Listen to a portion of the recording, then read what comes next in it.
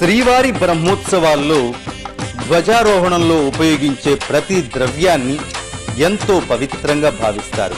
ముఖ్యంగా ధ్వజారోహణ కోసం దర్భలతో తయారు చేసిన తాడును ఉపయోగిస్తారు. ఇందుకోసం తిరుమల తిరుపతి దేవస్థానములు స్వయంగా దర్భలను సాగు చేస్తోంది.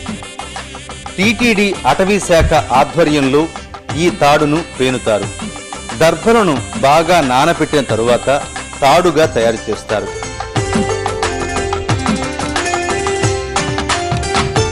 అలాగే ధ్వజస్తంభానికి చుట్టేందుకు కావలసిన చాపను కూడా దర్భలతోనే తయారు చేస్తారు. ఈ పనిని బ్రహ్మోత్సవాలకు 20 రోజులు ముందుగానే ప్రారంభిస్తారు.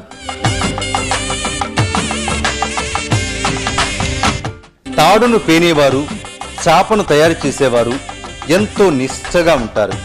నిజానికి దర్భను చేతులతో పేనడం కష్టమైన పని. చేతులు మంట పెట్టడం, కళ్ళు ఎర్రబారడం, ఒళ్లంతా దురద రావడం తదితర సమస్యలు వస్తాయి.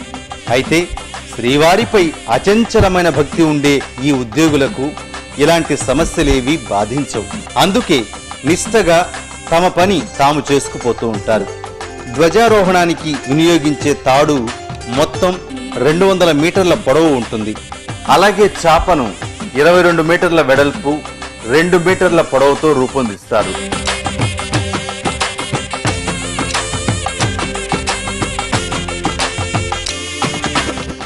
దర్భలలో విష్ణువు, బ్రహ్మ, గరుత్మంతుడు కొలువుదీరి ఉంటారు. అందుకే దర్భలు ఎనలేని పవిత్రత కలిగి ఉంటాయి. దర్భలు జ్ఞానాన్వేషణకు చిహ్నాలు. దర్భలు చేతపట్టి గురువును ఆశ్రయించాలని శాస్త్రవచనం. దర్భ లేకుండా ఏ వైదిక క్రతువు సాగదు. జ్ఞాన వైరాగ్యాలని 2 రెక్కలతో విహరించే గరుత్మంతునికి జ్ఞాన స్వరూపమైన దర్భలతో పేనిన తాడు ఆధారం కావడం ధ్వజారోహణంలోని అంతరార్థం. ఓం నమో వెంకటేశాయ.